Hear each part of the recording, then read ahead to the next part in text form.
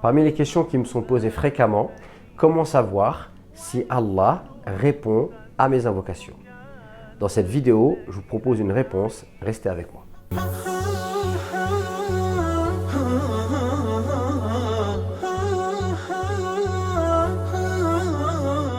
Cette question peut paraître légitime, et pourtant, il y a un verset dans le Coran que chaque musulman devrait connaître. Tant il apaise le cœur du croyant, et tant il apporte un bien-être incommensurable. En effet, Allah subhanahu wa ta'ala nous dit dans la sourate Al-Baqarah « وَإِذَا سَأَلَكَ عِبَادِي عِنِّي فَإِنِّي قَرِيبٌ أُجِيبُ الدَّعْوَةَ الدَّاعِي إِذَا دَعَانِ » Allah nous dit, dans le sens des versets, « Et si mes serviteurs te demandent à mon sujet, alors je suis tout proche. Je réponds à l'appel de celui qui m'invoque au moment même où il m'invoque. » Donc voilà, la réponse est claire.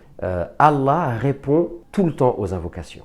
Il répond aux invocations à la condition que celui qui va invoquer est persuadé que Allah répond aux invocations. Donc en réalité, quand on fait une invocation, il y a deux éléments. Il y a la réponse divine, et celle-là, en fait, elle a été garantie par Allah et personne ne peut en douter et personne ne peut la remettre en question.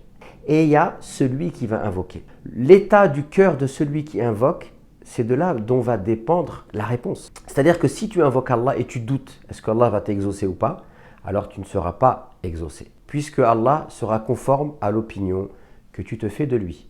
Donc si tu es persuadé qu'il te répond et qu'il t'entend, Allah te répondra et t'entendra. Si tu doutes de cela, alors Allah te laissera avec tes doutes. Ça, c'est le premier point. Donc ce verset est magnifique. وَإِذَا سَأَلَكَ عِبَادِي عِنِّي فَإِنِّي قَرِيبٌ أُجِيبُ الدَّعْوَةَ الدَّاعِي إِذَا دَعَانِ.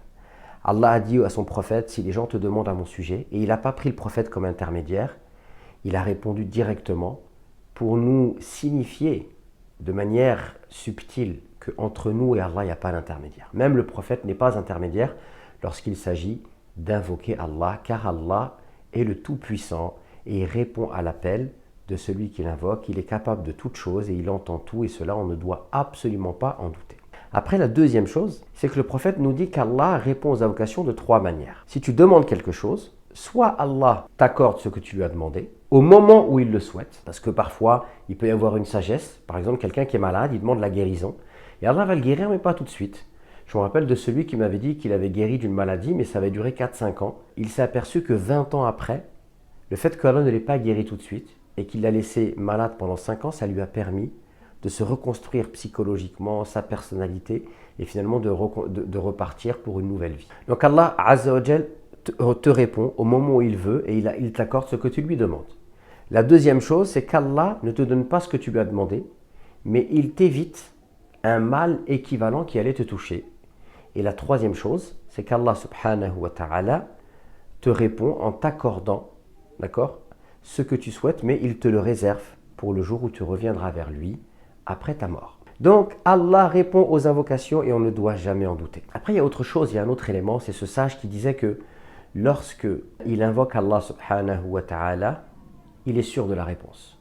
À partir du moment où son invocation a été faite avec concentration, que son cœur s'est recueilli, qu'il a versé une larme et qu'il a la certitude que Allah est en train de l'entendre et qu'il est tellement sûr qu'Allah l'entend qu'il entend même la réponse. Il entend la réponse dans la mesure où il sent que son cœur est apaisé. Donc voilà l'action qu'on devrait mener quand on invoque Allah. On devrait focaliser sur notre manière de l'invoquer. Il faut absolument qu'il y ait ce recueillement, ce khushu', cette dévotion, cette concentration, mais en même temps cette certitude. Et celui qui fait cela, le simple fait d'invoquer Allah apaise son cœur. Et ensuite, il y a autre chose, un autre élément, et c'est sur celui-ci que je vais terminer, c'est que parfois on peut désirer des choses et on va les demander à Dieu. Et Dieu peut-être ne va pas nous accorder ce que l'on demande, parce qu'il sait qu'au final ce sera un mal pour nous. Et donc il va nous éviter un mal équivalent. Donc attention mes chers frères, à ne pas opposer vos désirs à la soumission divine. Nous sommes d'abord soumis à Dieu et par conséquent nos désirs aussi doivent être soumis. Et c'est ainsi que lorsque vous invoquez Allah subhanahu wa ta'ala, par exemple, j'ai l'exemple d'une femme qui veut se marier avec un homme et qui dit « je veux me marier avec cet homme ». Et pourtant, il y a plein de signes qui montrent que ça va être difficile parce que lui ne veut pas ou la famille ne veut pas et elle insiste. Alors à ce moment-là, il faut embellir ses demandes. Et il faut dire à Allah, Ya Allah, si tu sais qu'il y a un bien pour moi dans le mariage avec cet homme, facilite-moi ce mariage. Et si ce n'est pas un bien, alors, eh bien, écarte-moi cet homme de moi et ramène-moi celui qui sera un bien pour moi. Barakallahu fikoum, merci de m'avoir suivi. Si vous avez aimé cette vidéo, n'hésitez surtout pas à la partager, à liker et puis à vous abonner à la page. Et n'hésitez pas à me partager en commentaire, barakallahu fikoum, ci-dessous, eh bien, votre expérience avec la dua. Est-ce qu'une fois vous avez été désespéré, vous avez invoqué Allah et Allah vous a exaucé?